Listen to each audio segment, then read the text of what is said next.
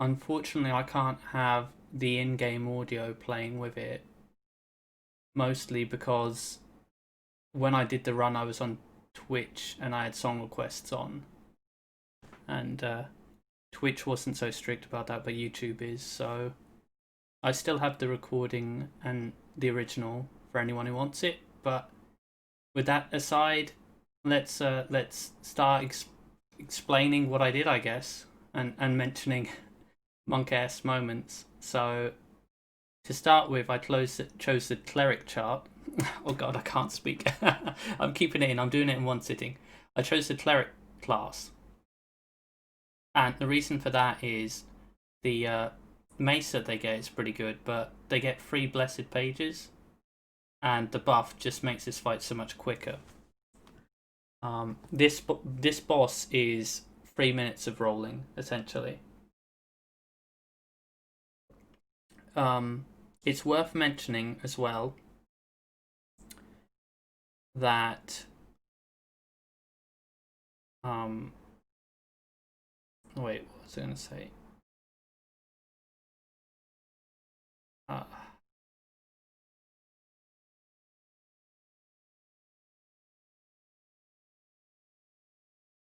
Oh, yes, that I take breaks.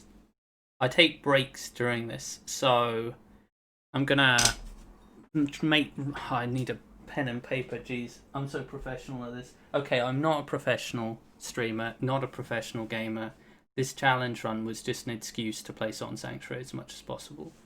But I need to make notes. We're gonna add timestamps so that you can skip, because I have tea breaks during this. It's how I cope with the stress of it. I even have tea now because I'm getting stressed commenting on it.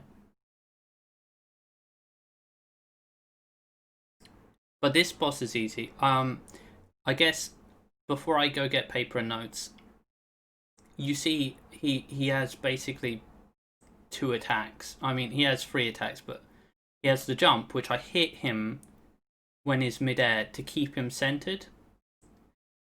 Like this. You see that? I hit the back of his leg when he jumps, and here I let him jump. He's the only time he'll hit you is when he goes to the edge, and he just gives you, nowhere to run because his attacks have that slam, that AOE that happens. If you walk into, or if you get hit by that shockwave, well, I mean, it's a hit, isn't it? So that's obvious. But the other thing to mention, other than keeping this boss in the center of the ring, this attack that he does there, I don't tend to punish it more than once because he recovers from it quick. Also, when you kill him, he drops gold, but you can't. You can only get it by rolling when he dies. The problem with that is if he doesn't attack like that punch and you kill him at the same time, the shockwave can still trigger. So I don't kill him when he's jumping or anything like that. And I try to kill him out of an attack. So like that. That was the end of his attack. So then, and I rolled right on it. Okay. I didn't get all the money there, you see, but I got most of it. Alright, so paper and notepad.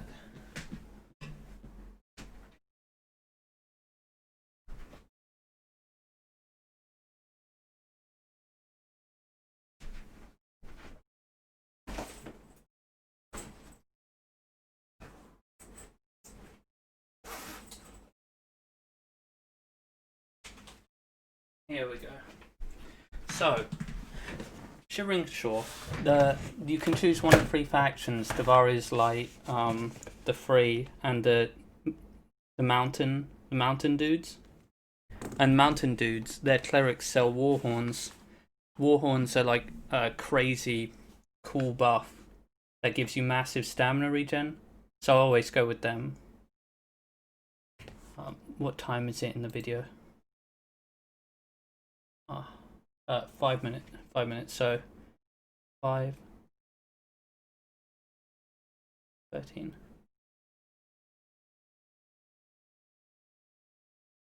There is another boss that I skip here, the Sodden Knight, and the skip isn't an unofficial skip. The dev of the game said that the ledge was put there for you to jump.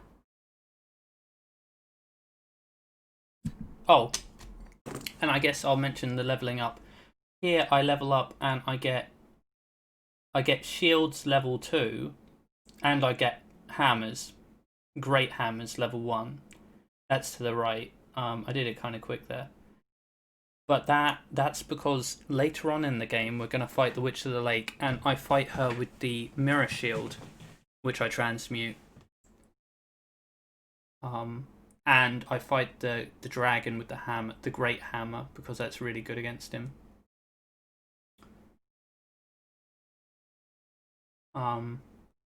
Occasionally I do stop when I'm playing because I was live streaming this, and sometimes either drinking tea or talking to chat, so I apologize for that. Route to Cyclops. Okay. Aw. Bubble sub. So I kill that dude through the floor.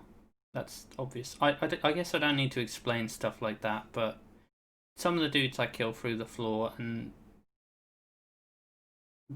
down here I don't. I take my time basically. I don't rush. I don't really rush this area. I kill everything because it is safer. You can do it risky, but I don't know. It doesn't go with the aesthetic of being called Slug to rush through areas. I kill the enemies. It feels safer to me. Though there are enemies in this game which it's much safer to avoid. And sometimes to pre-aggro as well, but we'll see them later. I picked up a cleric there, I believe, on the left. I didn't need to kick the ladder down, but I do, out of habit. Oh, that dog as well. We're going to end up down there, so we need to kill the dog. Because it can block our path. Yep. Oh, oh,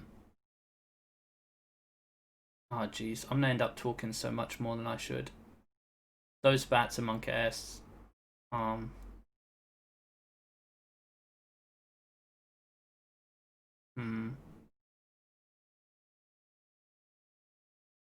Yeah, that's something that I didn't do. These dudes that spawn here. There's 2 dudes that spawn by that ladder. I usually kill them before I go up. But this run was after a month break. I'd done a few runs before this one to try and refresh my memory. This run should only take about 50 minutes tops, maybe an hour, you know, and then when you do it quickly, the route shouldn't take that long depending on the RNG of drops.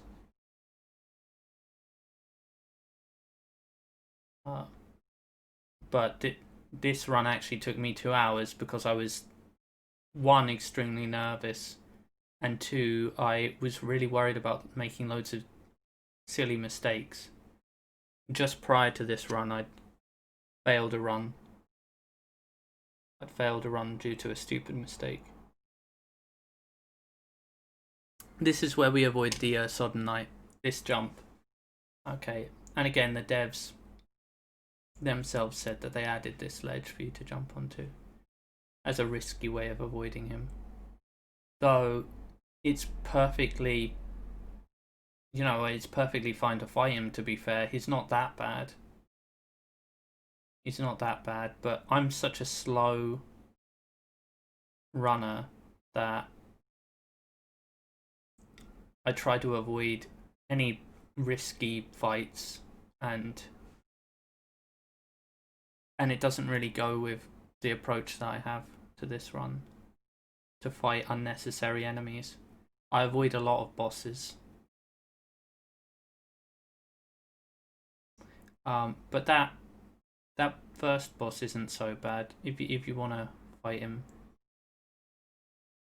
He's extremely weak to this mace as well. He dies pretty quick. The only thing that you need to worry about is second phase. Sometimes if he puts you in a one of the edges of the map, you can make it so it's almost impossible to dodge some of his things he does. Okay, the ledge up there is where we picked up the bow. I use a bow for this part of the run. And a blessed page. There we go. The thing to know about the enemies in this game is that, unlike in a lot of other games, they don't aggro based on a timer or anything. They're not like the dude in Bloodborne by the cannon. I don't know if I don't know if everyone here watching knows Bloodborne, but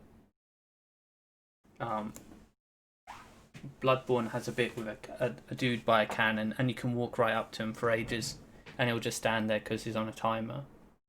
None of the enemies in this game are like that. They aggro within a certain distance of you. They just aggro, and they can attack at any point when you reach there, which is why the bats are terrifying. The bats are really quick. They attack super quick, and they can go through walls and straight to you. This is where I remembered I hadn't done the offerings and I hadn't sold the junk. So I think I buy Holy Scrolls and Warhorns now.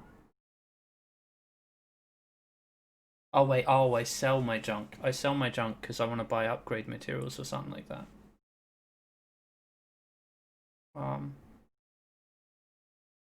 Previously, the dude who was under the stairs, he sells upgrade materials, locks of hair. But we pick up free very soon. But we also buy free for the hammer because we use 2 weapons in this run. There we go. Gosh. I'm kind of glad that I can't hear what I was saying when I did this run, because I don't even think that I could watch this YouTube video. I hate my own voice and I talk too much. I should be quiet. But let's continue talking about like what I do. For anyone who wants to do this run, if you're even okay at this game, you could definitely get this run. I mean, I played this game lots, but I recognize that my reaction speeds and my level of skill isn't actually nearly at the place with the Dark Souls 3 runners and the Bloodborne runners. You don't need that super high reaction speed. You don't need to be amazing at video games. Just practice. And then it becomes kinetic memory. Okay, here you can kill the bats before you even aggro them. Like I say, they aggro at a certain range. You can't hear it, but they make a squeak. Or if you don't hear the squeak, if you look on the left of the screen, you'll see us get salt and money when we get him. Oh, this is a hidden passage where we get a ring that boosts item drop rate. That's me responding to chat or something.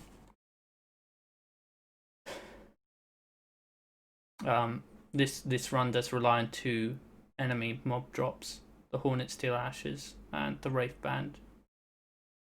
The Wraith Band makes a sword that we use, and the Hornet Steel does the Mirror Shield for spell parrying.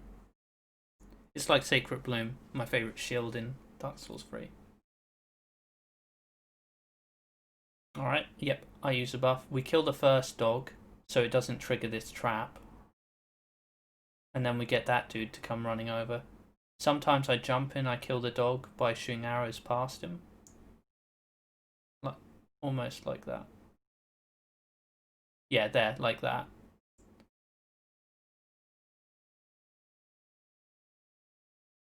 I don't remember what moments happened. Oh, why didn't I pick up the bell? Oh, there you go. This dog's scary. I actually run away. He can get you on that lower ledge as well. Something to keep in mind. Oh gosh. This isn't good. It's stuff like this that this run took 2 hours. This run shouldn't have taken 2 hours. I was nervous. And I'd been playing for a while. I'd done another run before this. And I was tired, like I say, making silly mistakes. It's why I was playing super careful and super slow. And running away. Gosh. Watching, I still feel nervous. Okay, up there is where we pick up the locks of hair. So now we have 6. It takes 1 to upgrade an item once, and 2 to upgrade it a second time. And then it moves on to Soldier's Poems. Which, now we get one super early, but I don't think I used to. Oh, and there are... you can jump over that. I roll over it because once I walked back towards the sanctuary. Once I walked back towards the sanctuary and it triggered because I wasn't paying attention. So I like to trigger it with a roll now. So this is one of the best swords in the game. It takes level 1 in great swords to use, and it does huge damage. But I wanted to mention the blacksmith's gloves. The set that we pick up here, the gloves give you +3 strength.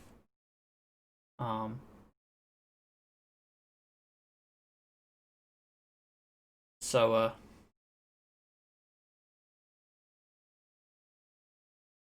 that's something to keep in mind. It's funny because now, if I was doing this run right now, I would probably have already beaten the Cyclops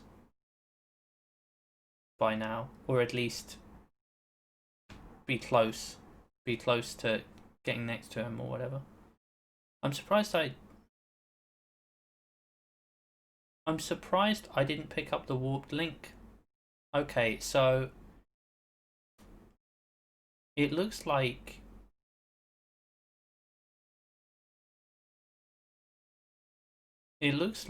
in my tired state when I actually got the run, I wasn't thinking 100% straight because above that shrine that we were just at, you can kill this Wraith dude, kill a couple bats and go to the left. Then there's an axeman and archer. If you take your time, they're not too bad. You kill the axeman, then you kill the archer. You wait for the second archer to aggro and start shooting at you. You roll through his attack and then kill him. Then you drop down, go to the right, and to the left, immediately under you, is a hidden passage, and it has a ring in it, the warped link. The warped link makes you stand up quicker out of your roll, and I believe it also reduces stamina consumption from rolling. It's amazing because there are times when if you miss time a roll, you can actually get an opportunity to roll a second time. You can recover from it. I mean, not every single time, obviously, but if you're spamming roll because you messed up a timing, it can save you. So I think it's worth it. I keep hearing people say it's not worth it, the difference is minimal. Well, I'll take minimal because it's certainly better than no ring. And then look, haha, nice. Okay, so this is the this is the woods. I don't know if you noticed earlier, but I missed the jump to get this sword. That's how bad I am at platforming. I'm notoriously bad at platforming. So that's something to keep in mind when you look at this bit and feel intimidated. Is I missed one of the easiest jumps in this game where there were no enemies and 0 pressure. So if I can do this, look, I missed that jump too. I couldn't jump across. I'm so bad at platforming. This is where oh my god. I don't remember that. Okay, I took a moment after that to have a sip of tea, I imagine. Jeez. Okay. Now, if I miss the jump, these dudes aggro to me. And they're the reason I'd get hit. So I'm trying to remember. I think that I use my older route here. Because right now, what I do is, where we just were, up there, I jump to the right, and I pick up the soldier's poem. But that jump actually takes a bit of platforming skill, and since I think I was quite tired, I didn't bother doing that, and I just killed these dudes with a bow and walked to the safe route. I mean, this is a safe route if you have the bow and if you have the throwing daggers. Yeah, oh yeah, I do it the safe way. So there you go, bag of salt, and here, soldier's poem. You can make that jump from the left. You can make that jump. But it's better to go down and kill the enemies anyway, it's safer. Okay, now we're at the Kraekan Cyclops. What time is it on the video? 22. Jeez, it took me forever to get here.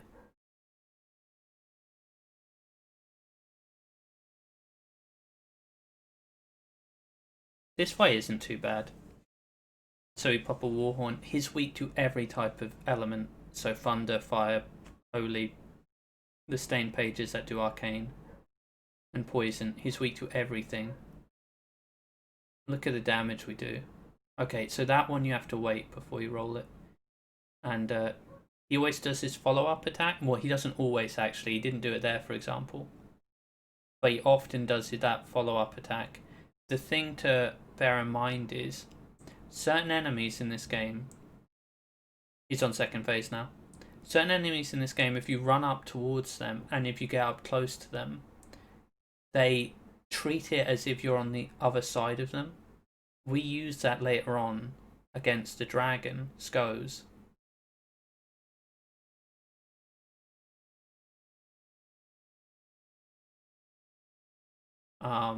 Yeah, okay, that was GG. That fight was really quick, but the under attack is the one to worry about. All of his other attacks, you just roll to his other side and hit him a couple times, keeping enough stamina to roll. But the one where he does his attack under, you just have to wait a second before you dodge it.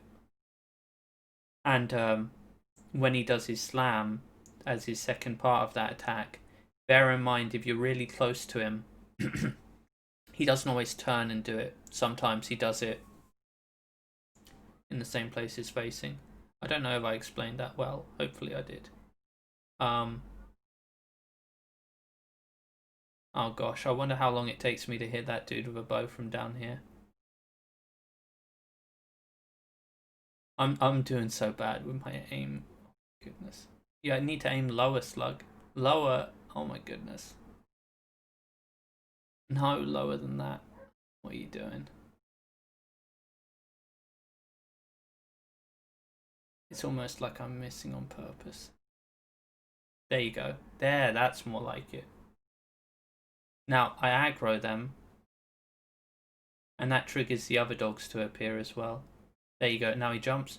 No, don't do that. Switch the sword. Dang it. Oh my goodness. I must have had such a high heart rate there. Okay, now the other dogs will appear. I kill them. I jump up. And then I kill this dude. And one of the reasons for that is... I used to run back up here, but that isn't how I do it anymore.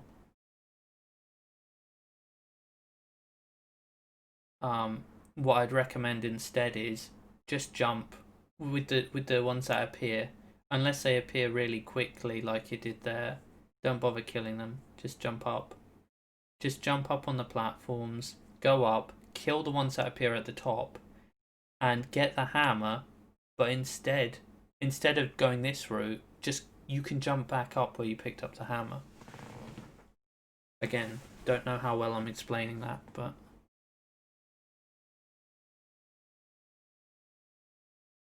that's that. I guess I'll mark it.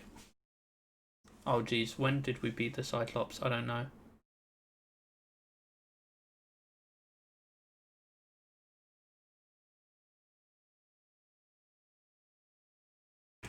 Let's just double check. When did I beat the Cyclops? 24 minutes? So we're on 22.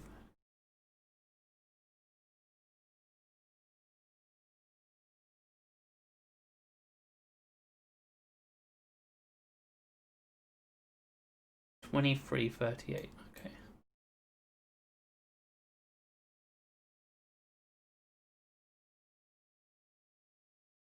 Route to Dragon. What thing should I mention? Okay, the merchant that we were talking to earlier, where we bought the upgrade, he sells stained pages. They're an arcane buff. They're really good against the third lamb. The third lamb is a boss that I struggled with for a long time. So I learned how to make save files,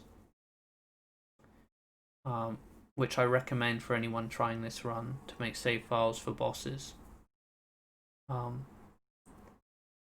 And he's weak to the stained pages. I found him so hard I actually ended up finding a route to get golden wine, which is a buff that involves a lot of platforming and a lot of very scary enemies to get past to get. And it does involve grinding for certain materials. But I don't recommend doing that. You don't need it. And the third lamb isn't that hard once you've practiced him for a while. But with the save files, all that you have to do is open the game directory on Steam, you know, the properties, and then browse local game files. And it's in it's easy as it's in save data. There's DAT0 to DAT9 or something, and you can literally just copy, move it into some other place, and then have one character who's at the third lamb, and just copy that data, delete all the other ones, and then paste it back in and rename them from DAT0 to DAT9. It's that easy. So I had a USB with all the bosses and all the routes, and I had to do it twice. I had to do it twice because I changed from having golden wine to not having golden wine. So I had one save file. Okay, that's boring, but yeah. Okay, there you go.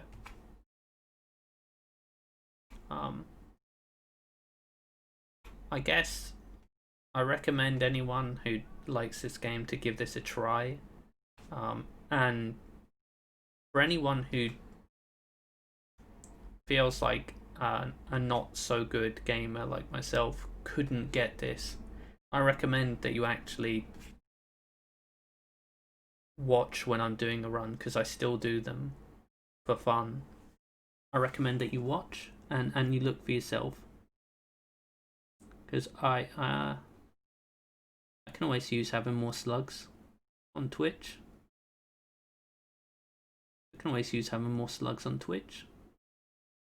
Even critic slugs. We need people to be critical, otherwise cheaters would get away with stuff. So I definitely recommend you coming and watching me actually do it at some point.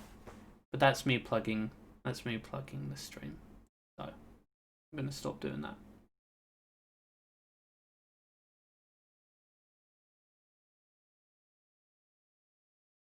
Alright. So, all that we did there was we just leveled up our stuff. We brought some buffs, some horns, sold some junk, and all that stuff. The dragon isn't too bad. I think we leveled up the hammer. I'd like to think that I remembered to level up the hammer.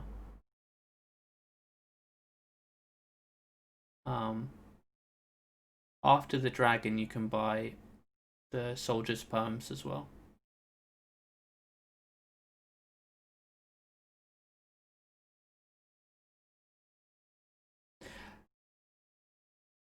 It's worth mentioning, I suppose. You can do this run with the sword without the bow if you wanted to make it harder, which is fair. But it's the nature of the way that the enemies aggro that is the problem with me using the sword. I tried it for a while with just the sword, and enemies don't act the same. I mean, the other dude who also did Hitless, he played much more aggressive than I did, and he did it mostly melee. I don't think I remember seeing him use a bow at all. The only problem was things like the bats that I mentioned earlier, the bats being monk-s. They really are. You go anywhere near them, and they can immediately snap aggro to you, and before you even really have time to attack, they've hit you. It's just how it is. I mean, and when I mean snap aggro to you, I mean aggro just as soon as you come into their box, their radius of what causes them to trigger, they can immediately have started a lunge at you and hit you as soon as they're within your hitbox. It just is out of nowhere.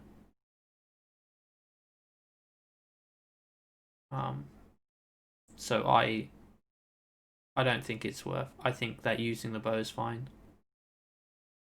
especially because there's enemies that have crazy memes. They can go through walls and stuff, and they can attack you through walls. So the only thing that I'd say is magic. I didn't use magic. The rules that I gave myself for this run is no magic, and no glitches, no out of bounds or anything.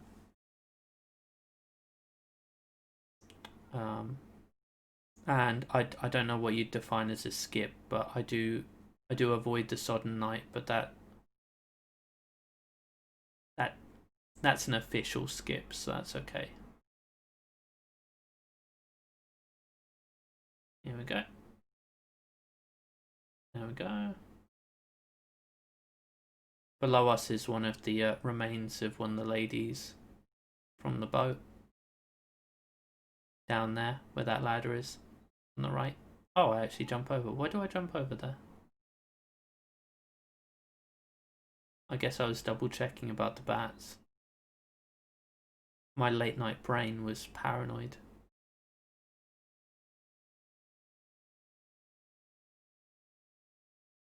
I haven't watched this whole video since I got the run. So there are lots of things which I'm surprised about actually that I really don't remember. For example, right now I haven't got the warped link, the ring that makes you roll quicker. It's making me feel a little bit OCD angry. I like things to be a particular way when I do stuff like this. I'm very systematic. But I guess this was after about a month break of running this run.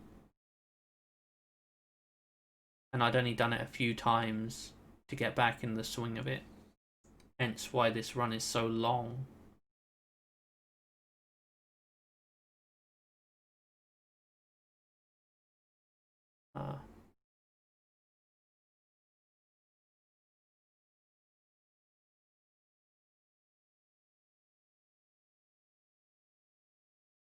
I guess I couldn't have made that many mistakes.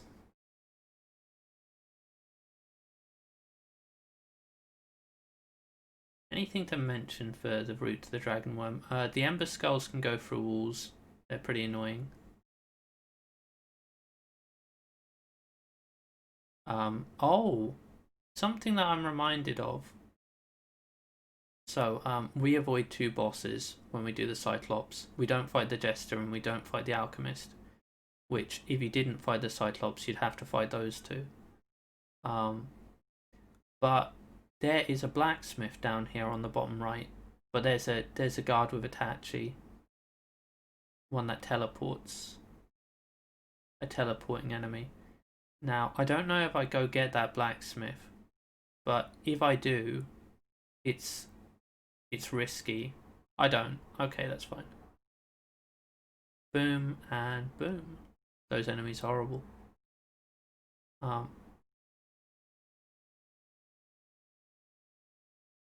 Oh yeah, the hammer. I repopped the lightning so it doesn't expire before and boom. Plunging attack. You can avoid aggroing them from jumping to the very right of that platform. Oh yeah, I was mentioning the stone blacksmith. I apologise for talking so much as well. There's the blacksmith on the bottom right there.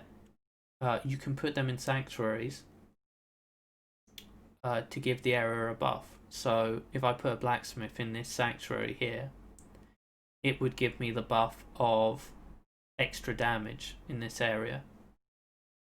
Leaders give you an extra salt gain, which we use later on in the under the third lamb. I use it to farm a little bit of extra salt there.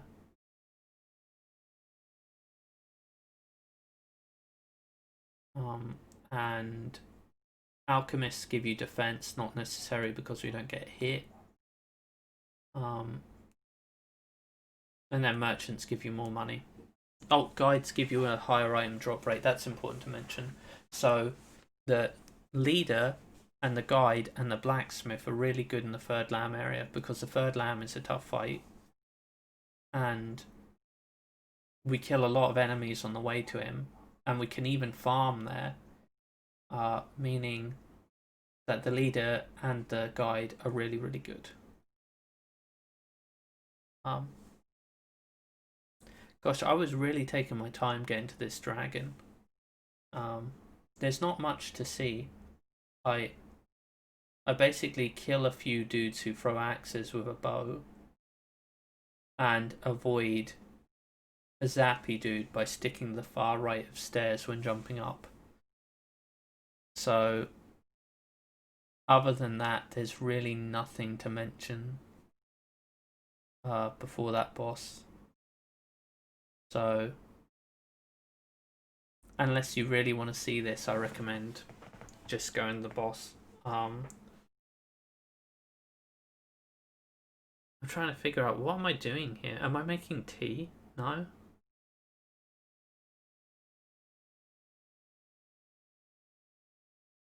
Did I not upgrade the hammer? Oh, I'm upgrading the sword again. Why don't I upgrade the hammer? This makes no sense. See, this is my...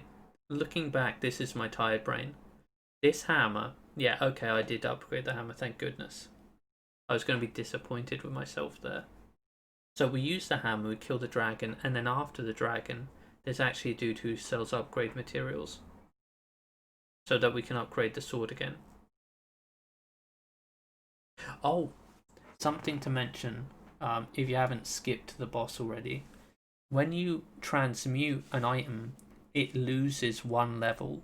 So if we upgrade the sword to 4 using 2 soldiers' poems, and then we transmute it, which we will, into the great scissors, the scissors weapon, it'll go down to 3. So we need 2 extra soldiers' poems.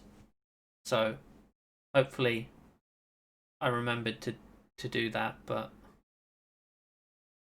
I don't know. I don't remember in this run if I've remembered to do that. I probably had to go back to him. Oh gosh. I'm sleepy.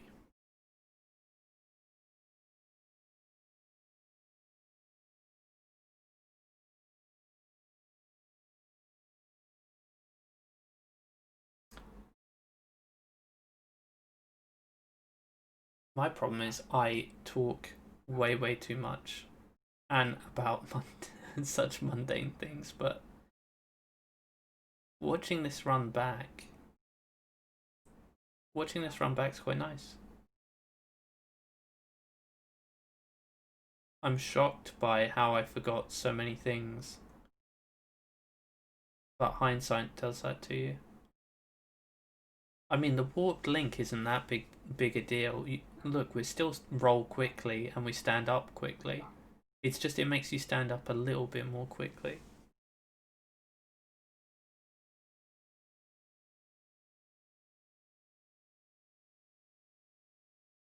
I was probably talking to Twitch chat here. It's a shame we can't see the chat on this VOD.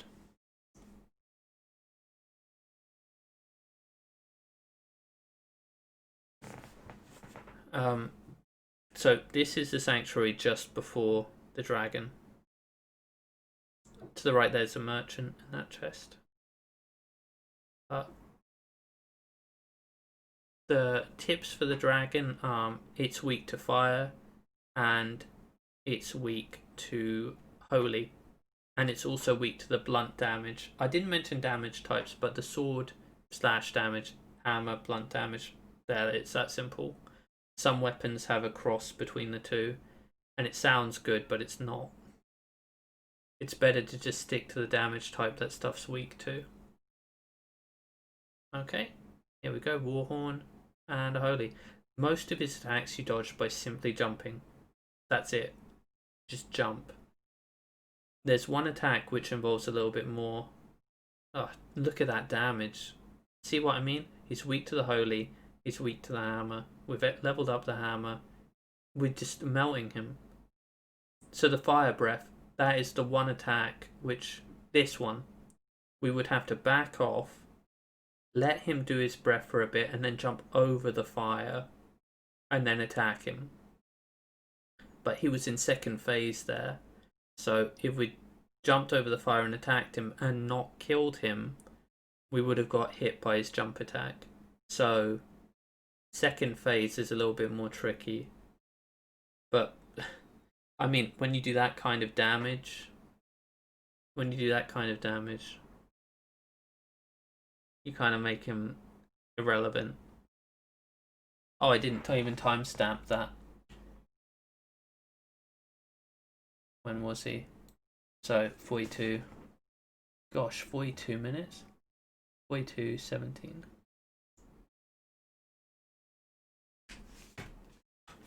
Okay, so we were saying irrelevant. We pick up the fire thing. We go down the elevator. I don't know if I'm still in time with the video. I might have to cut and edit the audio a bit, but now we're approaching the Ember Skulls for me. Hopefully my audio isn't way off with the video now. So I kill those Ember Skulls with a bow.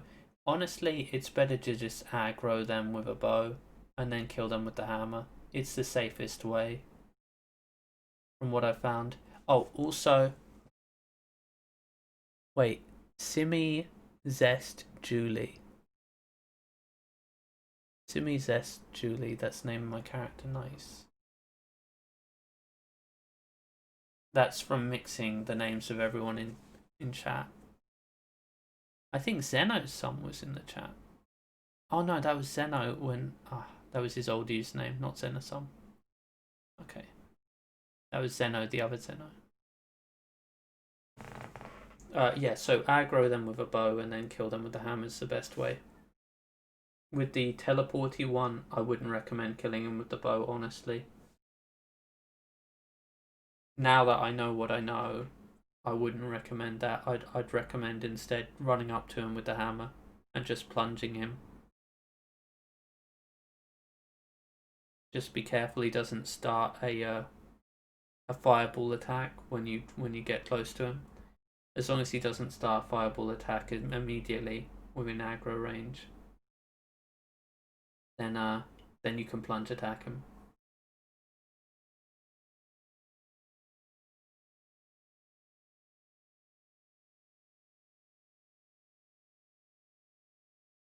I kill those dudes because their axes that they throw can go through the floor. Well, they do go through the floor.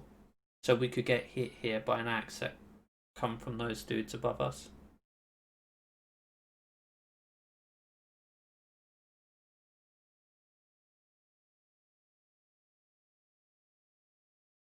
I really apologize for how long this video is and for my own commentary. I'm not, like I say, a professional streamer or gamer. I just enjoy this. So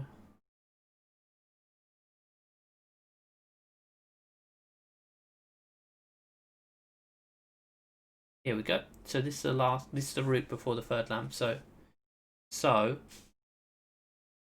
46, 44, dome. Oh, forgotten. So below us is a chest which is a mimic, and it has a stone out. It has an alchemist. Couch jockey hosted with 88 viewers. What the heck? I don't remember. Couch jockey hosted me during this?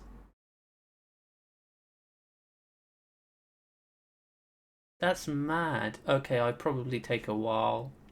I'm such a slow... I mean, you can tell just by my commentary, the way that I am. If there's like 50 people in chat talking, I'm not able to keep up. I wouldn't be able to keep up. I'd have to say at me if you want me to read something at me, because otherwise I'll never continue the run.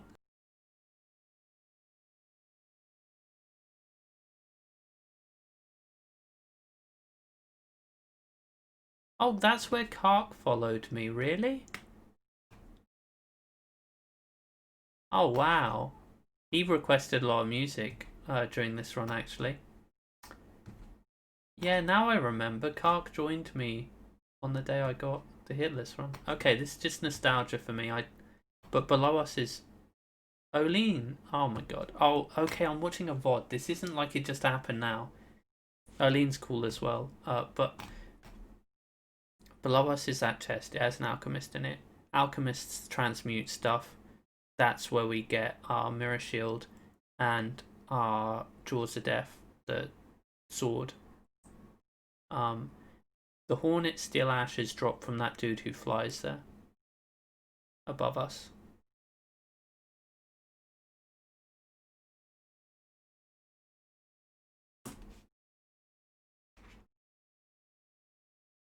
So that's how we get the Hornet Steel. There we go. We're nearly halfway through the VOD. I guess I can talk through the route to this dude. There's the Hornet dude. He dies one hit from the hammer. He's not too bad. If he gives you a really, really bad bit of luck, you can parry his arrow, which can be the safest way to deal with it. But, you know, if you can, just roll it. The only problem with rolling it is on those platforms, if you start falling off a platform, you lose all of your iframes when you start falling, as soon as you start falling. So rolling off a platform, as soon as you get off it, if his arrow connects, it's no iframes, you get hit. It happened to me a couple of times. So I tend to just watch what he's doing. If I can't kill him immediately, and either line up so that I can roll safely on the platform or just parry him. Essentially what I'm saying is I try not to panic. Pretty much sums up what I'm saying. Okay, I'll get ready to timestamp again. So I'll add a new timestamp for the route on the Dome of the Forgotten when I start running it. Soft cap for strength is 30, but if you press RT and you go when your weapon's equipped, it will tell you the actual damage increase. Oh look, I press RT there. You can see attack. You can see the attack there for a second. And something that I didn't realize, on that same screen that shows you attack, if you push the left bumper mushroom in, then you can see your percentage equip load, which I didn't know. I didn't know until recently, actually. And if it's under 25, you quick roll. I did the math in my head for this run originally.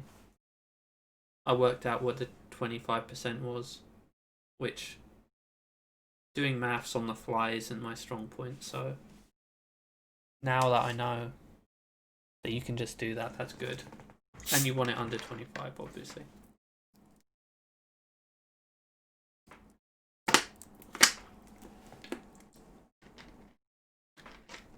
I wonder when I start actually running. I'm probably still hyped because I got raided by Couch and I got a sub and quite a few follows.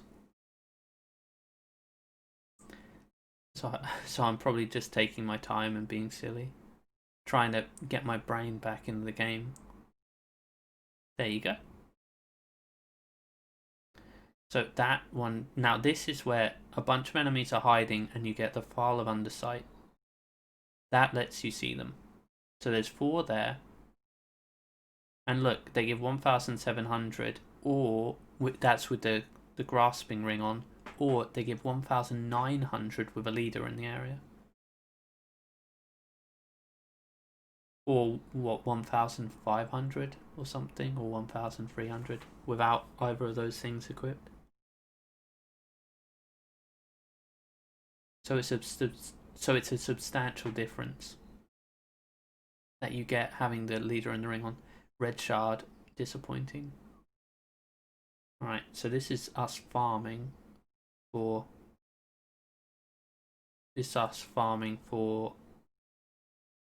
the Hornet Steel, and we kill the Whispermen to also get some extra salt for levels.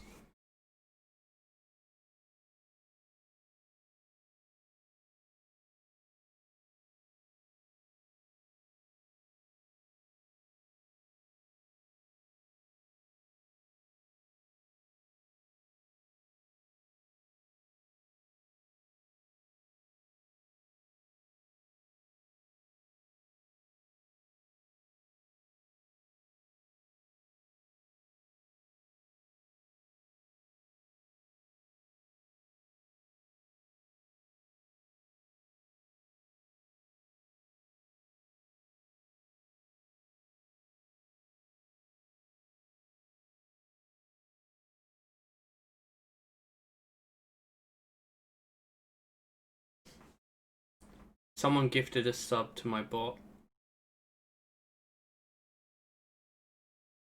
I think that was one of those gift subs where you don't choose who it goes to.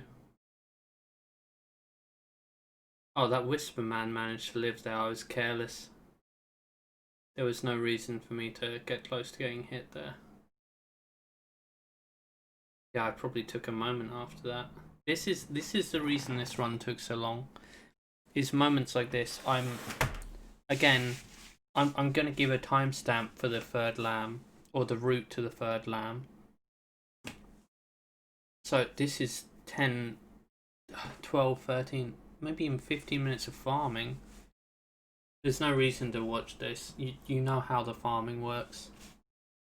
Gosh, I say that 15 minutes in. I'll leave a timestamp for when I actually do the route. But I don't want to take any bits out of the original VOD or edit it down, because if I edit it down, then people will say, well, why is this bit cut? Why is this bit janky? You know, you edited it. You it's not the true run anymore. But the problem was I'm not used to having this many viewers that I had at this point in the stream. I wasn't used to it, so I was nervous and I was tired. At least I was properly hydrated with the amount of tea I drank during this.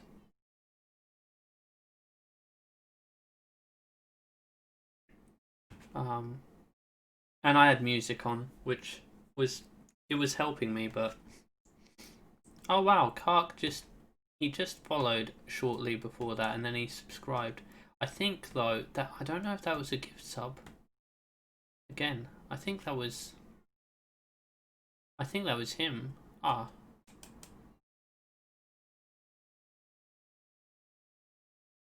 Wow. Okay, yeah, like I say, I'm not used to all of this kind of attention, and with CJ raiding, I wouldn't be suited to being a professional streamer. Look at me. Even watching the VOD, I can't hear what I'm saying, but I know I'm going to be talking nonsense like I am with this commentary.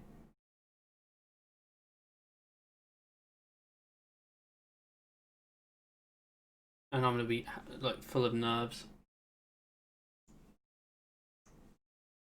Alright. Every single time I run up there, I look at the timer to take note. If it's the actual run up to the boss. So you see that we're doing more than 30 strength. That's because even though it's the soft cap, it's only a soft cap. It's not. We still get points in damage. I think, if I remember correctly, actually, with the way that the scaling of the sword works, you get a fair bit of damage from each point in strength anyway. I think it has a high scaling with strength. Gosh, I missed a jump and then I used a bell to get back up here. What am I even doing at this point? Am I talking to chat? I don't remember.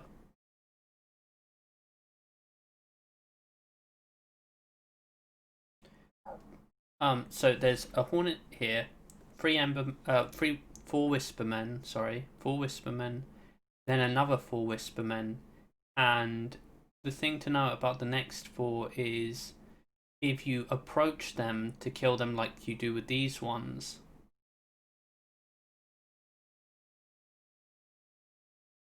then they'll hit you, almost guaranteed. This was an hour. This was nearly an hour into the run, and I mean, it would have just been sod's law that if we were careless for a moment, we get hit by something, and that's how this run has worked for me.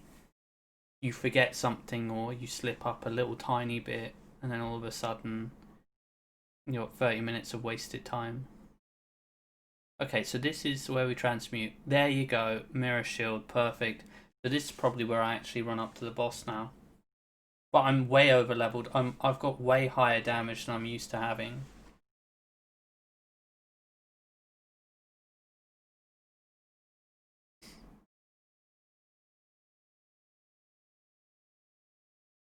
Oh, you can drop items with items like the Dragon Tooth that only stack to 99. If you drop them, you can then buy 99 more and then pick them up to go over the cap. It's not really a bug, it's a feature.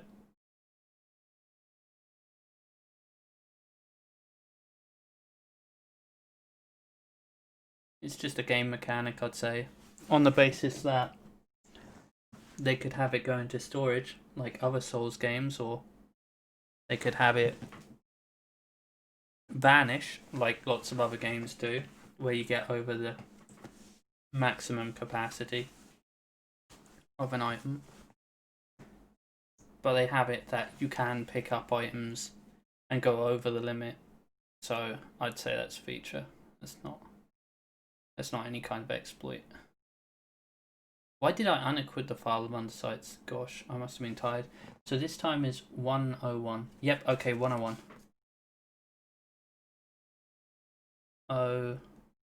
130 route to third lamp. This is the ledge where if you jump up there, they'll hit you.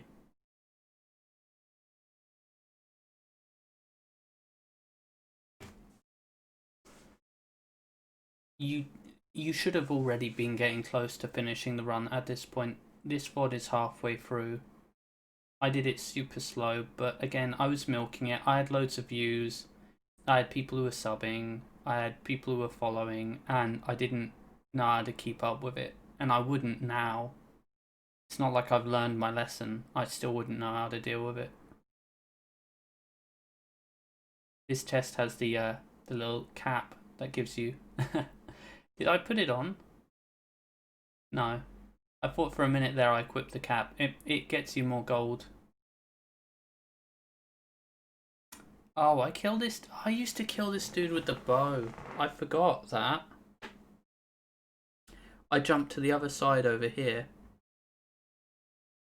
And then I kill him with the bow. I totally forgot that. Now, I literally kill him right up by jumping and rolling next to him. I just dodge his attacks and use the hammer to kill him. I totally forgot that I used to do this strat. I mean, it's a good strat if you're being super safe, but honestly, you could just roll his attacks. He does 3 attacks. One attack is a shield slam, which he follows up with a whack with his hammer. The other one is a big whack with his hammer, which he just does 1, and then you can hit him again. Roll it and then hit him. Or he does a jump back where he jumps back. That one's a bit tricky to dodge. I tend to run towards him.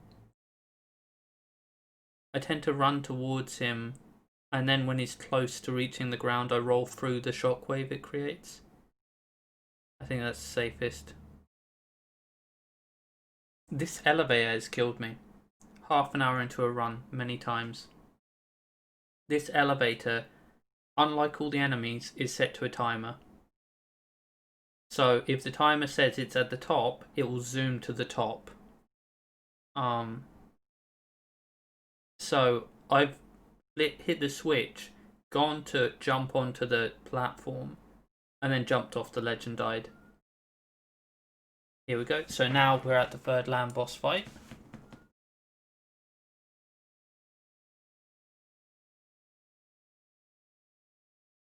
What am I doing? I'm probably having tea. I'm prepping for the fight. I don't feel that nervous going into the third lamb anymore, to be honest.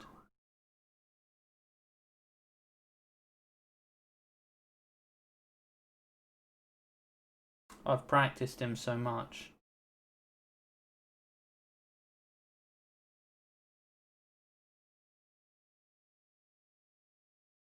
He can still hit me, but he doesn't hit me very often. His attack pattern, he does the slam, he does the zap. The zap's only scary in second phase. He follows it up with a second one. He does the jump back. I just back off and then go in. But okay, second phase is the problem with this boss. So second phase, after most of his attacks, he follows them up. Why do I do that? I was just nervous, I guess. So you roll, an attack. Net second phase. See, I'm glad I backed off there. So second phase, he follows up most of his combos with a zap. So he slams and then zap. He'll do this, and then he'll shoot an orb, which then shoots out multiple chains. I was playing it super safe here. That attack he follows up with a slam, and then a zap. The one where he sticks his tail out at you. I was so nervous. You can punish that. You just, when he does that thing where he jumps back, hitting the ground, you can literally just roll into him. You can just roll into him there and dodge it. I'm actually better at this game now than when I got the Hitless run. I'm looking at it and saying, why did I just roll into him? Just nervous, I suppose. So you go to the left and then you get a new brand. Oh, I haven't talked about the brands. The Jester after the Cyclops gives you the one that lets you use the pillars. And the Thief under the Dragon lets you jump off walls. This dude lets you light a torch, which then makes the blue purpley paths walkable for you. Hard light, I mean it makes the light stuff hard, I guess. A weird way of saying it.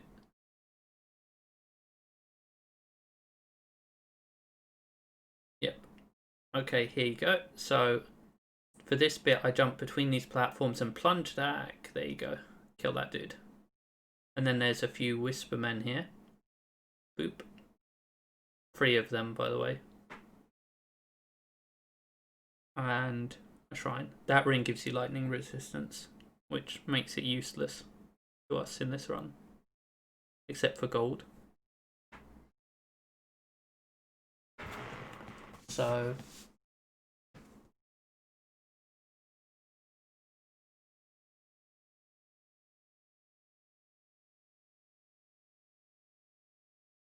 route to Forgotten. There we go. So I aggro the horseman with a dagger, and then roll through his thing. If you try to run up to him, sometimes he won't attack you, in which case he'll charge, chasing you. That's not good. Or his much worse RNG would be if you run up to him, his horse butts and kicks, and it's just a horrible attack. I don't know. I can't dodge it. I'm rubbish at dodging it. It's too quick. All those dudes that you saw there that were on those platforms can teleport, and they shoot fireballs at you and poison clouds. Okay. So now that we have this,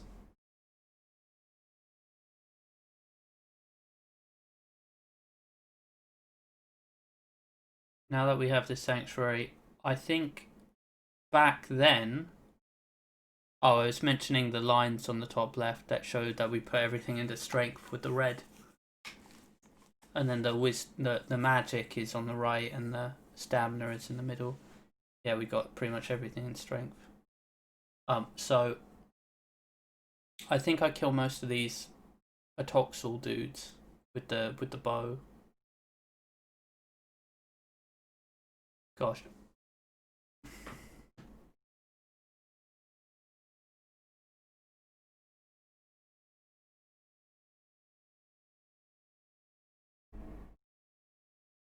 I'm just gonna make a note.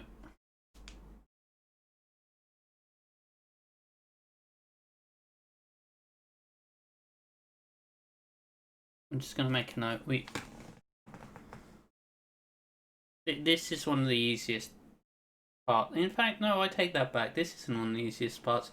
The teleport dudes can give you a hard time. And also, the Atoxel dudes are very, very tanky, thinking about it. I mean, it's not too bad. If you have a Holy Scroll equipped, you insta-kill those teleport dudes with the hammer. You insta-kill them.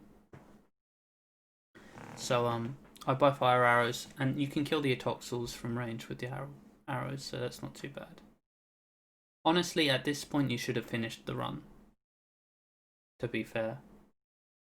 I was like I say, I was very nervous. I was very tired. I'd already done a run. I had a lot more viewers than I'm used to. I had a lot more viewers than I was used to, and I had song requests on. And I had a lot of really cool people in the chat as well. I mean, there's CJ, there was Oline, there's Carl, there was Posy. I think Lemon popped in. I think I saw Tachi. I gave them all. Now, I can't play it again because it had music in it, but in the end, I give a shout out to Hob, Lethal, Tachi, Gimme Dopamine, Lemongrass. Did I say Super Tachi? Super Tachi. Zenasum, who's great. Zenasum's cutie. Squilla. Give a shout out to a lot of people. Honestly, people that probably don't need me to shout them out.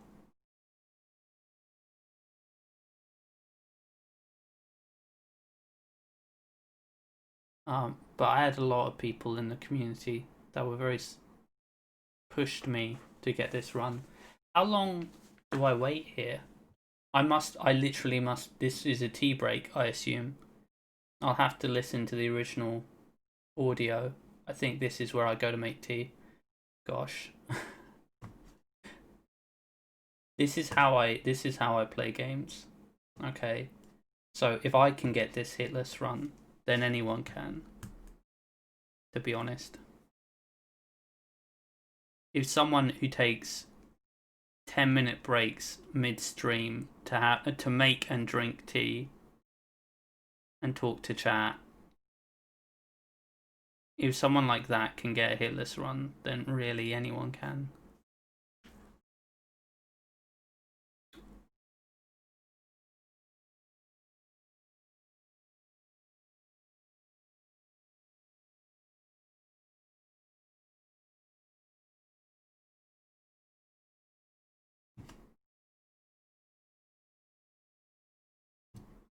Thinking about quite a few hitless runners. I mean, you have people who do challenge runs in games that they do it with dance pads, or they have all kinds of either disabilities or difficulties playing games the way that someone with a full use of their hands, bodies, vision, or hearing have, and they still manage to do things like hitless runs of Dark Souls and Bloodborne, and so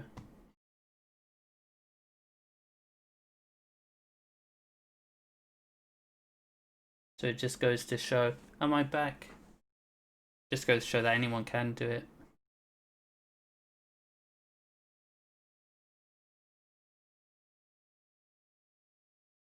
Though it takes practice, and maybe making your own strats that work for you, which is something that I would say I recommend.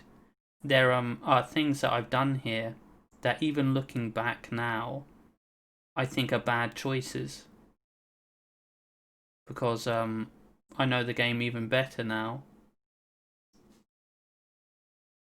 and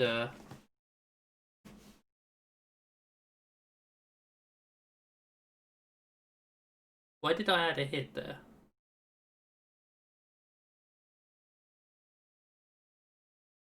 Why did I add a hit? Did I accidentally add a hit?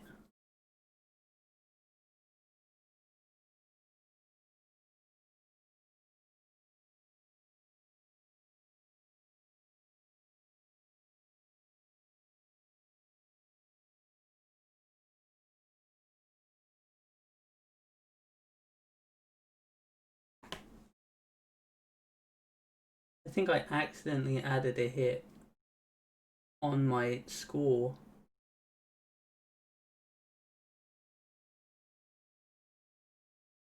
I added 5 hits. Oh yeah, it takes me a bloomin' half an hour to realise that I did that before I take the hits off. What a wally I am.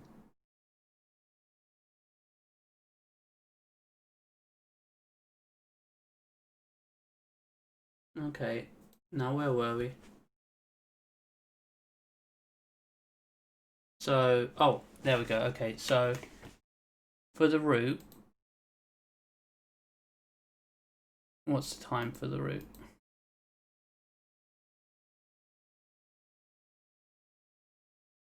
Okay, so 1:15 for the route. 1:15:32.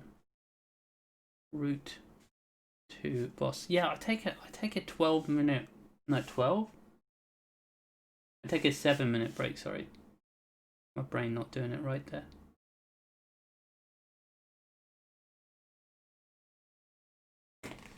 It's a challenge run watching this upload, to be fair.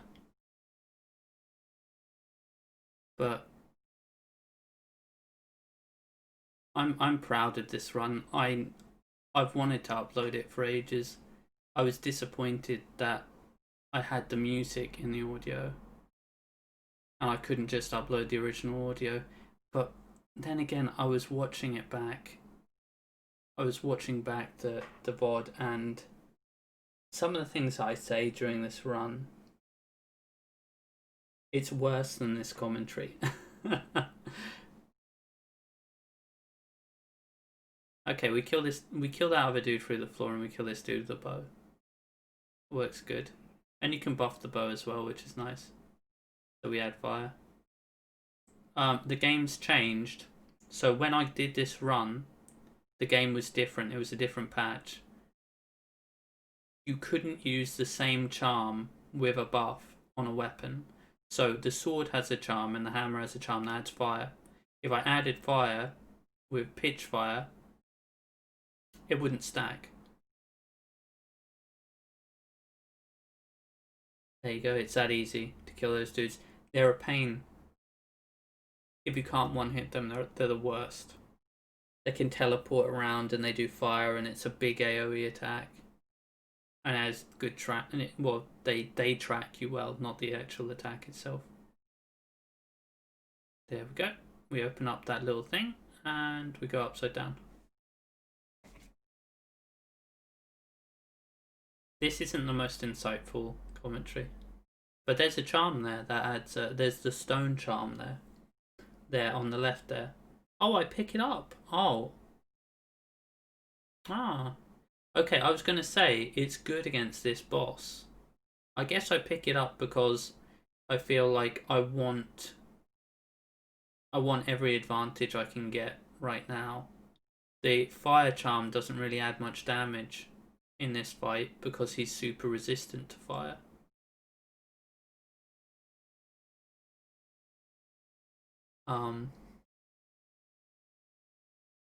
He's very, very resistant to fire.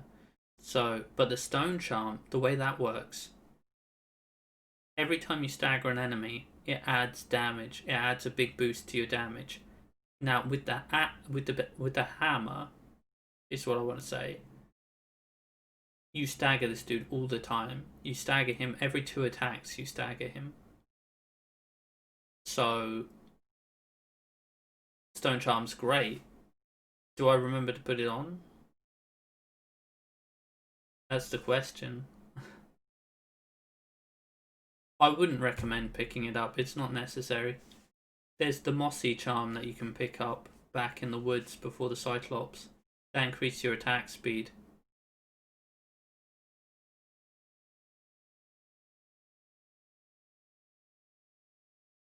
I think there I explained where the name came from. All the people in chat that were named after. That this character was named after. Alright, here we go. So 1.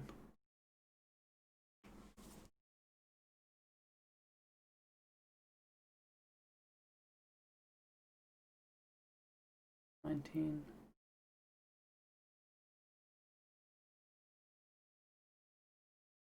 What do I do? Why am I standing there? Gosh, do I sip tea this often?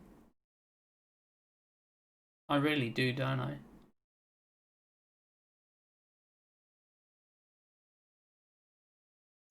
You'll have to forgive me. Just use the timestamps. Use the timestamps, honestly, is what I recommend.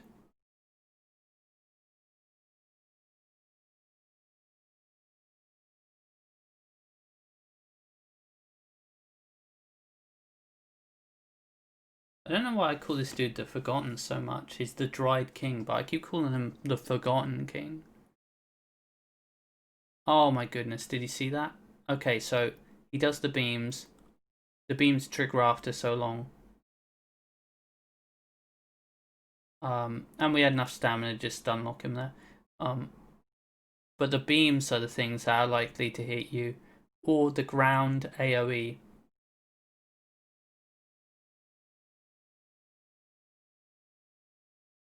Or the ground AoE has a chance to hit you.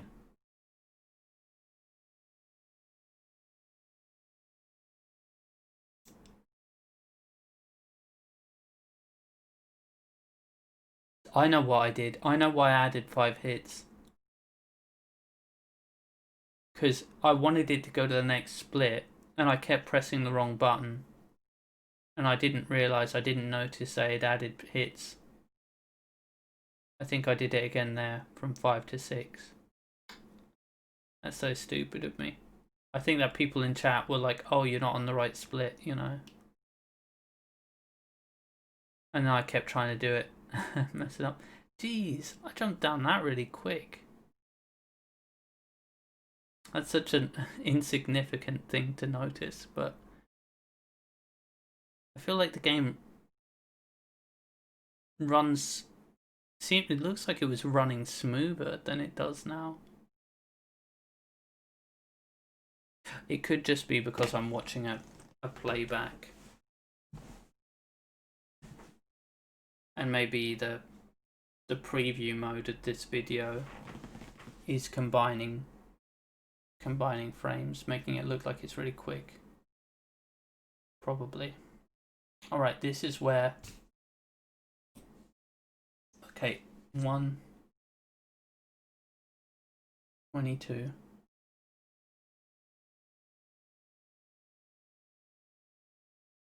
So, this is where we farm for the Wraith Band. The dudes here. They stick in groups of 2 or 3. But the enemies are always the same. Every playthrough, the layout of all the enemies are the same every time. So there's no memes or anything in that way. But the first one has, what, 2 in it, I think? There we go, and you can kill them just like that. And these are the ones that drop it. And then there's some more down there. So, 1.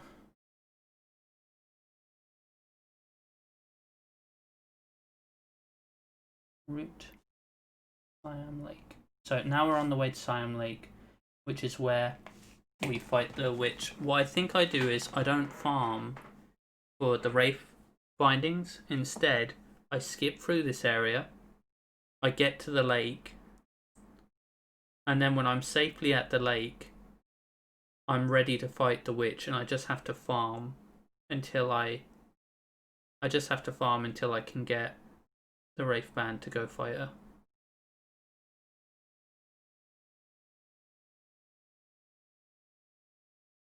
It's only because I don't like killing the other ones. The other one of these Wraiths. The first 2 are fine to kill, they're safe to kill. But the other ones I don't like. I think that they're unsafe. These unicorns are horrible and insta-kill you. I can't stand them. Now I jump through them, but I used to kill them with the bow.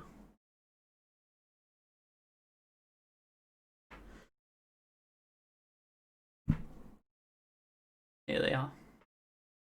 There's 3 of them. Fire does pretty good. I don't think that they're weak to anything else in particular. Okay, they're not unicorns, they're spindle hoofs. Wow, I decided not to kill them and to just leg it? That's surprising, to be honest. An hour and 20 minutes into a run, and I choose to do that. I must have been feeling a bit nervous and eager to fight the witch.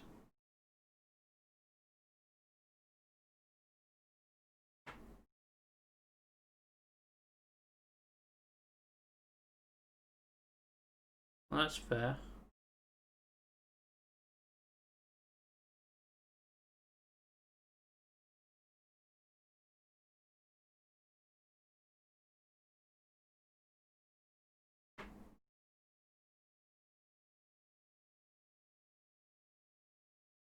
Alright, so I'll give a marker for the witch. Basically, you kill those wraiths.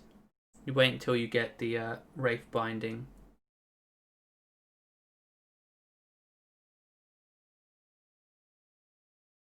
I used to go here. What did I used to go here for?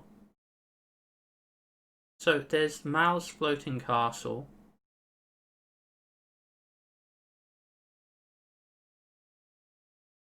Oh my god, I nearly die there. Why do I go here? That's so stupid. I could have literally just died there. I'm terrible at platforming. Why do I put my character's life on the line here? Twice. I mean, look how bad I am at this.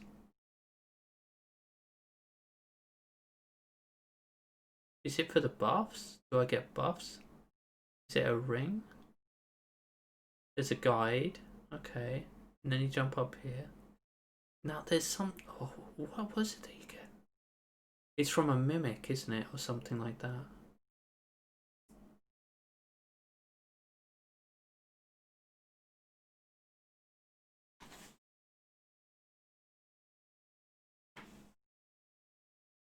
I actually can't remember. This used to be part of my route. I definitely remember coming up here for something.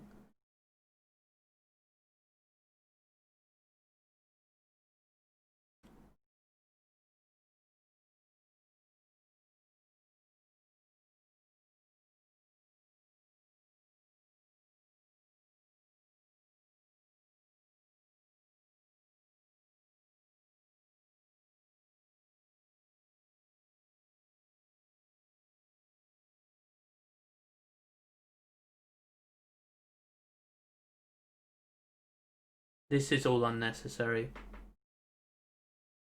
I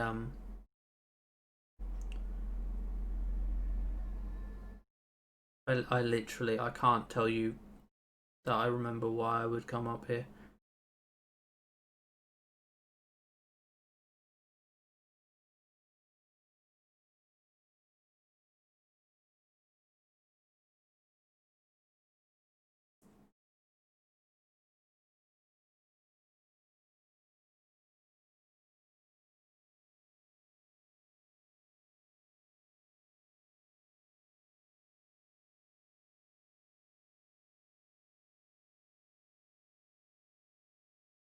Let's have a look. Now, this is going to refresh my memory, like I say. There's got to be something here that I think actually... Oh my goodness. Okay, that's it. The Silver Salt Charm. I completely forgot about it. So, there is an RTSR in this game, but the RTSR involves a bunch of bosses that are optional. I completely forgot about the Silver Salt Charm. So the Silver Salt Charm is the closest thing that you're going to get to RTSR. That that this game has without the red whistle or whatever it is. Pardon me, the red whistle thing. So the RTSR in this game isn't that impressive anyway. Whistleblower though, what it does is it takes the salt in your inventory and it consumes a bit of it and it gives your attack a buff. And I don't think it's based on the salt that you have. It's not based on the salt. It's literally just a flat buff. But it takes a little bit of salt every time. Now, I used to use it because buffs didn't stack with charms very well. So if you had a lightning buff and a lightning attack charm on the thing, it just wasn't that good. It didn't really work.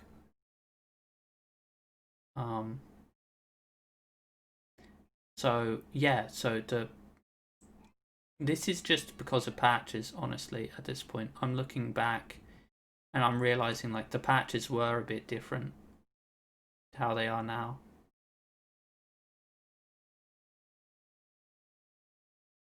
Because you don't need that charm, that whistle, that salt charm. But it does add a lot of damage. Adds a lot of damage to attacks. So do I attack here to display it? Try and remember to chat. We have 3000 and Sun Salt. I can't really see it's pixelated because I'm watching a preview version of the video.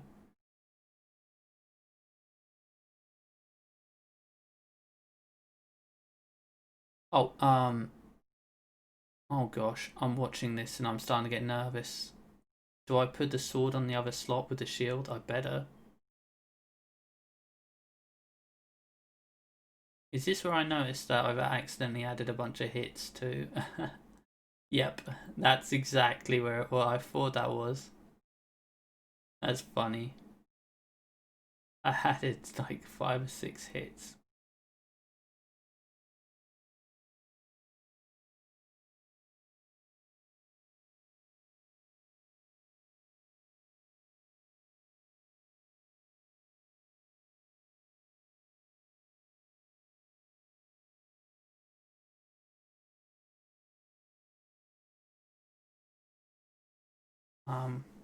The witch isn't actually as bad as the unskinned. So the witch, her thing, and the reason that you'd get hit against her is you misread her attack to be.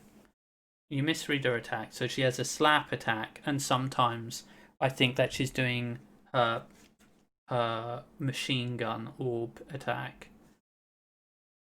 to which I'll end up rolling. I'll end up rolling into her slap.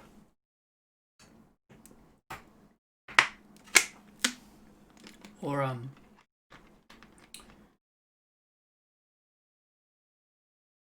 the other reason you'll get hit is because she goes off screen, which I hate. She can leave the boss arena and then shoot attacks into it. And yeah, it's as bad as it sounds. But with the parry, that's why I have the parry shield.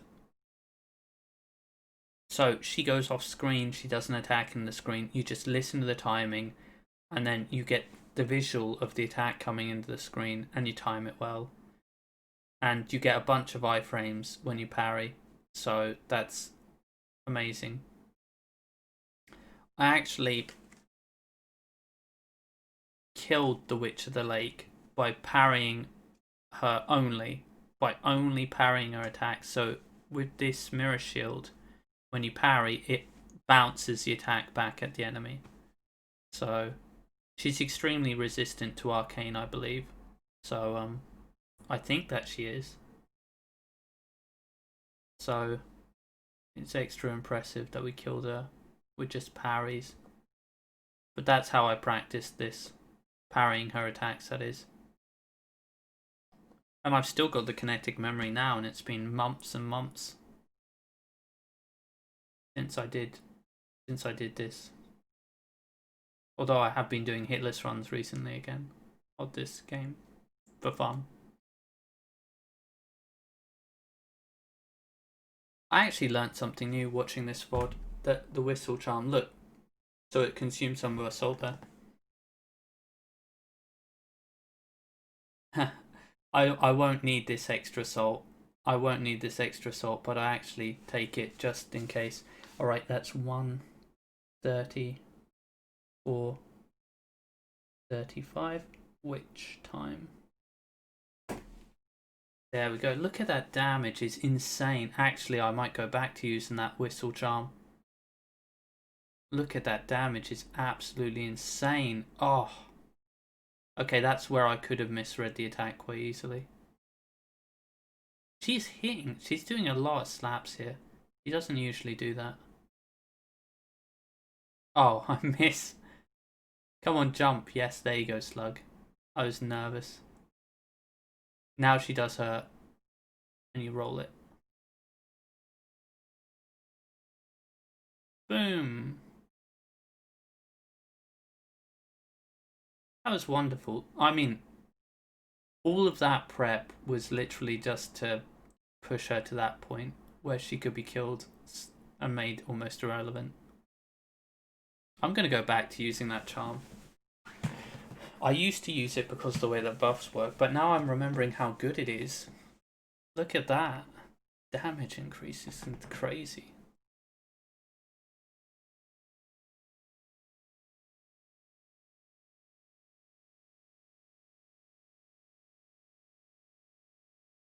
These dudes are the tankiest. They're the worst. I used to run up to them and use the scissors heavy attack to kill them instantly with a stained page. They're weak to the stained page.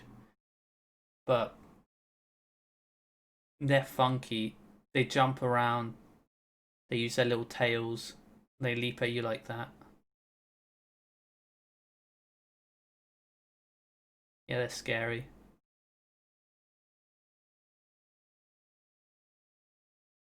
We go a bit of a weird route here.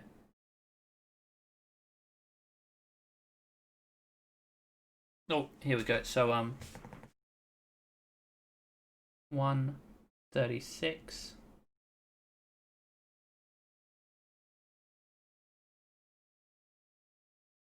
Unskinned.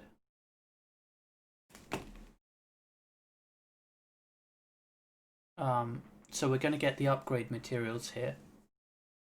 They're called Lord's Orders. They're up on the top here.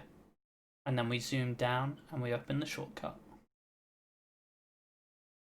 Although, I'd actually say that you don't need to open the shortcut. To the right there, up there, there's a secret wall up there. And there's platforming over a pit of death, which involves using the light ability with the torch. Oh, I do open the shortcut. This isn't necessary. I mean, if you're going to reset, you don't need that shortcut, but it's quite clever that I use the bell and I zoom out. So there's up there where we picked up the Lord's Orders to the right. You jump across some platforms that appear and disappear. You use the torch and then you jump up a bunch of platforms and you kill a mimic, and the mimic has a King's Order which allows you to max out a weapon. You can get that if you want, but honestly this would be maybe 40 minutes into the run, 50, or much less if you're very quick. If you do it super aggressive you can be way quicker than that, but I play it slow, and for someone like me, I play it slow. Taking that risk is, I wouldn't do it. I wouldn't. I'm rubbish. If you've been watching this video and seeing where I do platforming, I'm terrible at it still. No, I beat Celeste to get some platforming practice in. But yeah, this game isn't Celeste, and I haven't really gotten that much better at it. So I don't do that. More importantly, because they're buggy, those shiny platforms that you make with the torch, sometimes your character will not grab them. He'll just jump into them, and then boom, you're dead. 15 minutes into a run, you're dead. Just because your character like glitched out and wouldn't grab the ledge. No, thank you.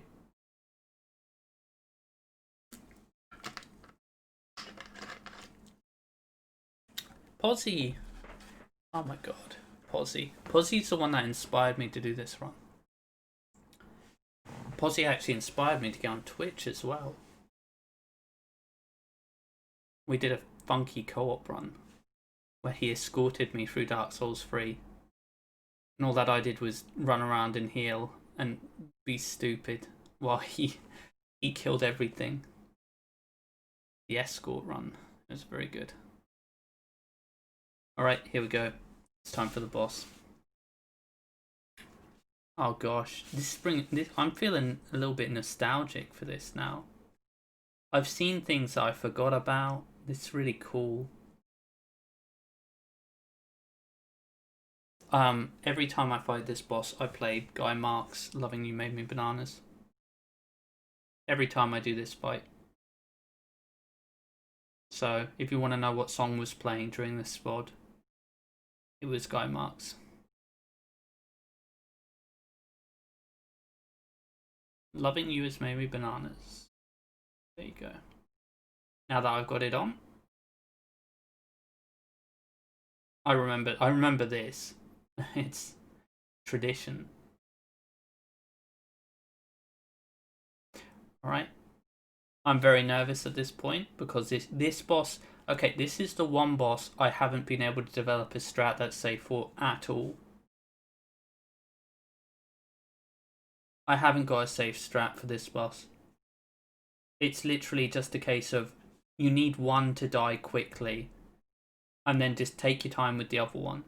But when they're both alive, you're in constant danger of being put in a situation which you can't.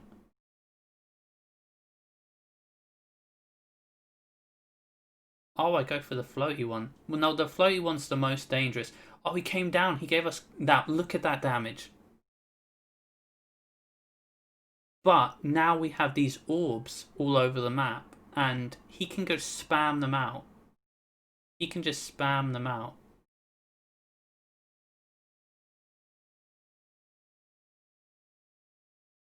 That was an example of when you're close to an enemy and they attack in what you would consider the quote-unquote wrong direction. Oh my goodness. Okay, I'm not putting it on. That actually made me uncomfortable watching that. I know that I get this hitless, and that made me feel really on edge. I didn't like that. GG. Oh, what the heck? Jeez, that made me feel ill looking at that. I can't even imagine how I felt during the run. He raised his leg. Like we were a spider or something, and he just realised we were standing by it. Okay, so yeah. To me, it's a case of literally whichever one drops into a good position, kill them. Preferably the flying one, because he's the one who spams out the mines. He's the one who can trap you. And then, when you're trapped and you can't move at all because you can't really roll through, the width of the mines is further than your roll. So, if the mine is put in the right spot, or the wrong spot, whichever you want to say, you can't roll through it. And if he surrounds you either side with that, so that you can't jump over them and you can't roll through them, then all that he has to do is literally put a mine where you are, or shoot an orb at where you are, and you can't do anything about it.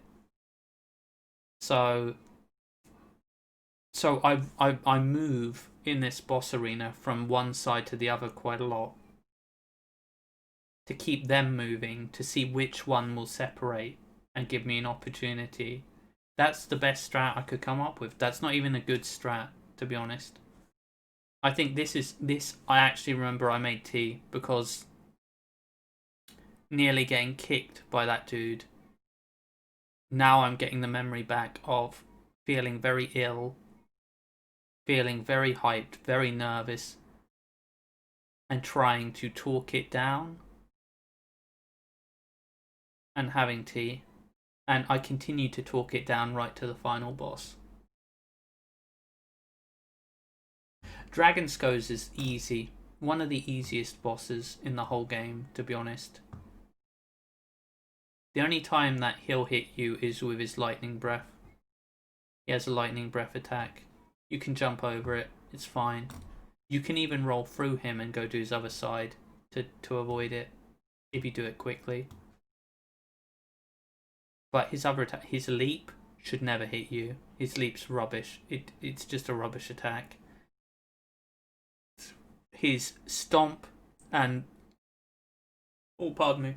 His stomp and then poke, where he smashes his trident down at you, and then he swoops his trident at you. You just jump to avoid it. Where he does a big orb that shoots a giant ball of electricity at you. When the orb starts firing at you, you just jump again.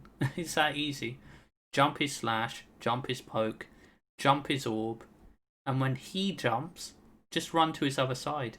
Let him land. Do not hit him when he's midair, because his whole character will flip around, and so he'll still be doing his attack, but now he'll be facing you.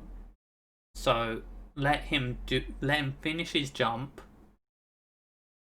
then attack him, and you're fine. Then the only thing left is the lightning breath. Oh, I didn't mention the attack earlier. I was saying in the Kraekan Cyclops fight how sometimes when he does his underarm swipe and then his smash, he won't do his smash in the direction you are. Rather, if you're too close to him, he might do it on the other side of him, meaning that you could roll into it.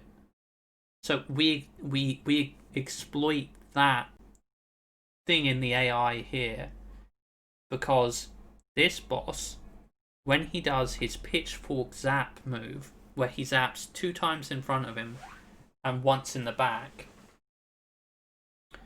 we literally run into him constantly. So he does 2 zaps in his front, and if you're close to him and you're running into him as if you're running to push him away, he'll always zap behind himself. I know it doesn't sound like it makes any sense when I'm explaining it probably, but with that attack, he'll zap 3 times on one side, the side that you're facing, if you don't run into him. And the reason that's a problem is his character model is really large. So avoiding that move is hard if you don't do the exploit I'm talking about. He'll end up zapping 3 times on the side you are. You'll try to roll dodge it, and his character model will push you back into the attack. That's basically what I'm trying to say. He'll push you back into the attack if you don't get him to zap on his other side. Gosh, that was a really long-winded explanation. But I'm doing this all in 2 sittings of commentary. I'm not gonna re-record it or anything like that, because it's already hard enough for me to do it one time. Gosh, I took ages with this tea break.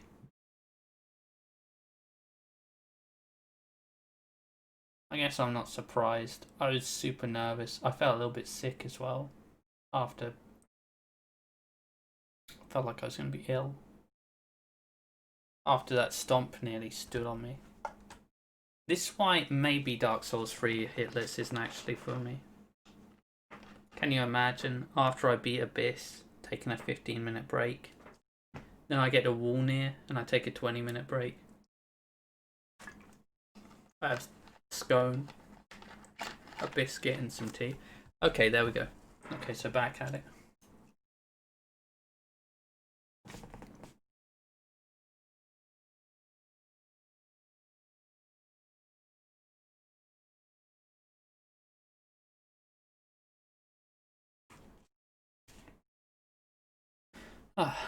So this dude, I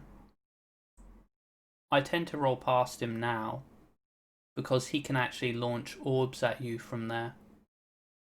But back then, I'd never really seen him do it. So I just killed him with the bow and arrow. But even from there, he can do a ranged attack at you. And it's hit me a few times.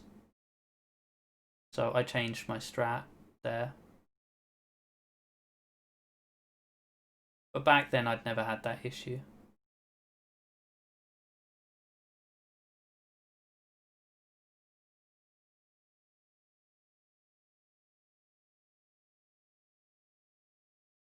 Yeah, nothing to offer. Rip. Okay.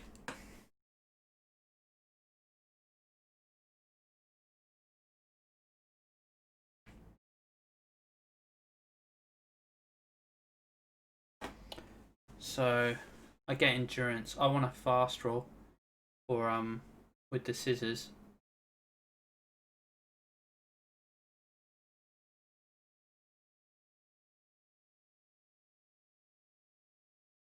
So I take off the gloves. I take off the gloves, which give me the strength. I level up the strength, and then I roll.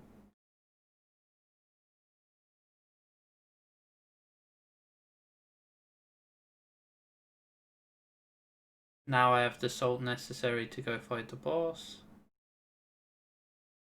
Oh jeez, I waste so much time. I could just go fight the boss now. Dragon Skourzh isn't a hard one. I could go fight him easy. It'd be no problem.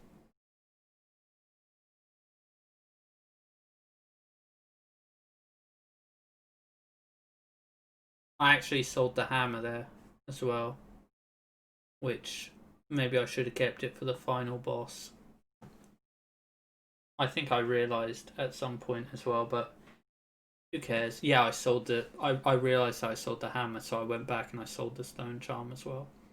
Thinking, oh jeez, might as well sell that as well now.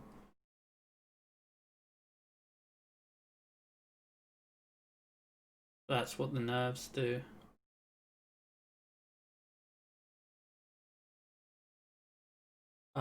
So I've explained how the Skourzh works. I'm trying to think, is there anything that I didn't cover? I guess I call this guy Chuck Wilkinson because back then the only attack I could punish at the final boss comfortably was he chucks his sword, you roll to his other side, and then you hit him twice. Now I don't mind punishing his charge attack sometimes. I'll give him a boop when he does his orb attack as well. But the final boss is a boss, other than the Unskinned. I didn't come up with a tactic with it that was really good. An approach to the boss that was clever. No, there's no cheese. I got no cheese. No. I guess the cheese is how much damage I do. Because at this point, my character's doing such crazy damage. I forgot how good that whistle bone charm is. It's amazing. So we roll, we avoid that dude. We jump to the right, and we drop down. There's Lord Orders in there. Not really necessary.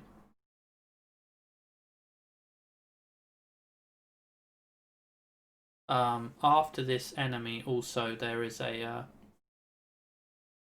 a King's Order after Skourzh before the final boss.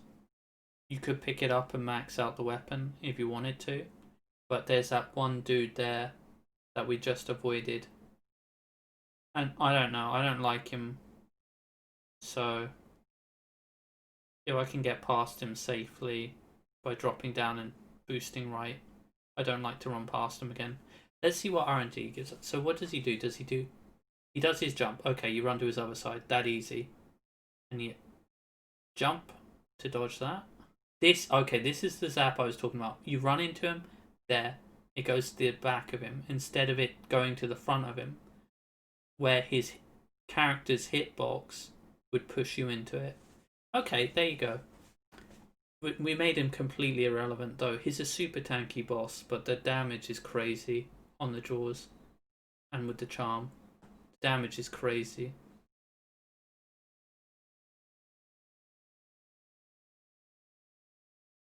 I'm glad that he did that attack once though. He didn't do the lightning breath attack, so that was good luck. Up here and jump left. There's the chest with the King's Order. I actually level up, okay. I'm a little bit surprised. I'm surprised that I actually do this. I thought I would have just gone straight to the boss.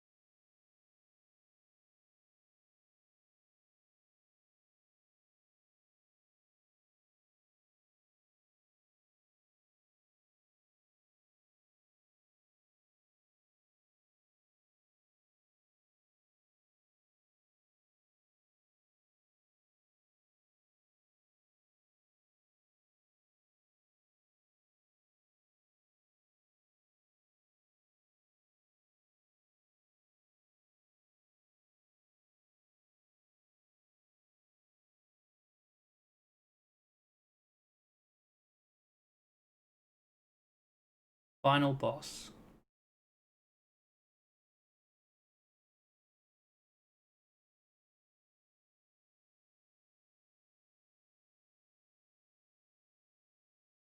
That was the chuck. That was the chuck attack they just did. I like that attack.